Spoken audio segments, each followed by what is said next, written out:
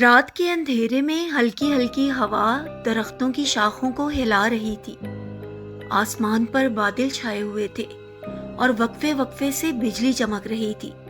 اس منظر میں ایک بلند پہاڑ کے دامن میں ایک بوسیدہ کتب خانہ واقع تھا، جسے لوگ صدیوں سے کتب خانہ ممنوعہ کہتے تھے۔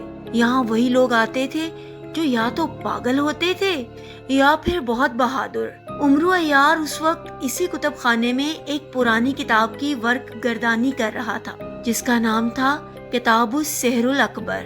اس کتاب میں ایسی معلومات درج تھیں جو عام انسان کی فہم سے باہر تھیں۔ اچانک ایک صفحہ کھلتے ہی روشنی کی ایک تیز لپٹ نے عمرو کی آنکھوں کو چندھیا دیا۔ کتاب سے ایک زوردار آواز آئی، اے وقت کے عیار، وقت آ گیا ہے کہ تو سامری جادوگر کا سامنا کرے جو دوبارہ زندہ ہو چکا ہے اور دنیا کو اپنے سحر میں قید کرنا چاہتا ہے۔ عمرو نے چونک کر ارد گرد دیکھا، مگر کتب خانہ خالی تھا۔ پھر اس نے کتاب کو بند کیا اور دل میں ٹھان لی کہ اسے اس راز سے پردہ اٹھانا ہے۔ اس نے فوراً زنبیل اٹھائی، کوہ کاف کی سمت رخ کیا جہاں آخری بار سامری جادوگر کو قید کیا گیا تھا۔ کہا جاتا ہے کہ سامری جادوگر ہزاروں سال پہلے زمین کی طاقتور ترین مخلوق تھا۔ اس نے جنات، پریوں، انسانوں اور دیووں پر بھی قابو پا لیا تھا، لیکن عمرو عیار کے جد اعلیٰ نے اسے چالاکی سے شکست دے کر کوہ کاف میں قید کر دیا تھا۔ اب ایک پجاری نے لالچ میں آ کر وہی کتاب کھولی اور سامری کو دوبارہ آزاد کر دیا۔ سامری جادوگر نے آنکھ کھولتے ہی آسمان کی طرف دیکھ کر کہکہا لگایا، اب کوئی مجھے نہیں روک سکتا، میں پوری دنیا کو اپنے سحر میں جکڑ لوں گا۔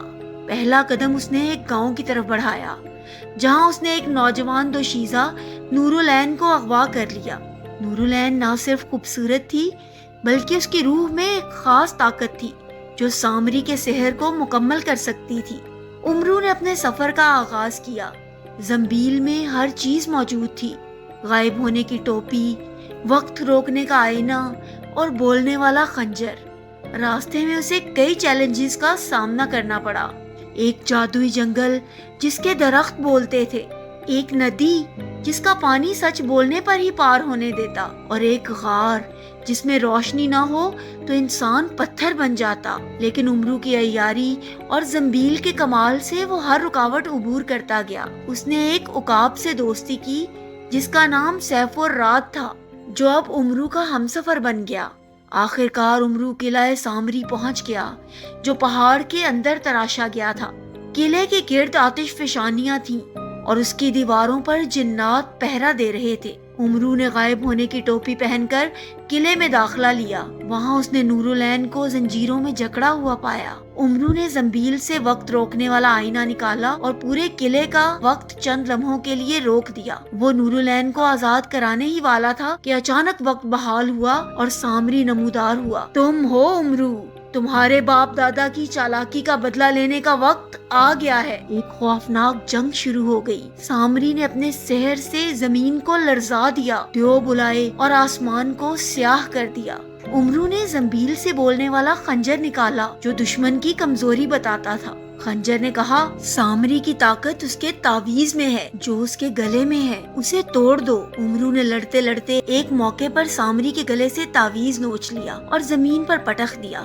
تعویذ ٹوٹتے ہی سامری چیخ مار کر زمین میں دھس گیا اور اس کا سحر ٹوٹ گیا۔ نورالعین ہوش میں آ گئی، دیو اور جنات آزاد ہو گئے اور قلعہ ٹوٹ کر زمین بوس ہو گیا۔ عمرو عیار نورالعین کو واپس اس کے گاؤں لایا جہاں جشن منایا گیا۔ سیف الرعد نے آسمان میں پرواز کر کے خوشی کا اظہار کیا۔ نورالعین نے عمرو سے پوچھا، کیا تم ہمیشہ ایسے ہی خطرے مول لیتے ہو؟ عمرو عیار نے مسکرا کر جواب دیا، عیار کا کام ہی یہی ہے، حق کا ساتھ دینا، ظلم کے خلاف لڑنا اور مشکلوں کو چالاکی سے حل کرنا۔ گاؤں کے بزرگوں نے عمرو کو محافظ وقت کا خطاب دیا اور وہ زنبیل کو لے کر اگلے سفر کی طرف روانہ ہو گیا، کیونکہ اسے معلوم تھا کہ کہانی کبھی ختم نہیں ہوتی ہے۔ امید ہے آپ کو آج کی ہماری کہانی پسند آئی ہوگی۔ ایسی ہی دلچسپ کہانیاں سننے کے لیے پلیز ہمارے چینل کو سبسکرائب کیجیے۔ شکریہ۔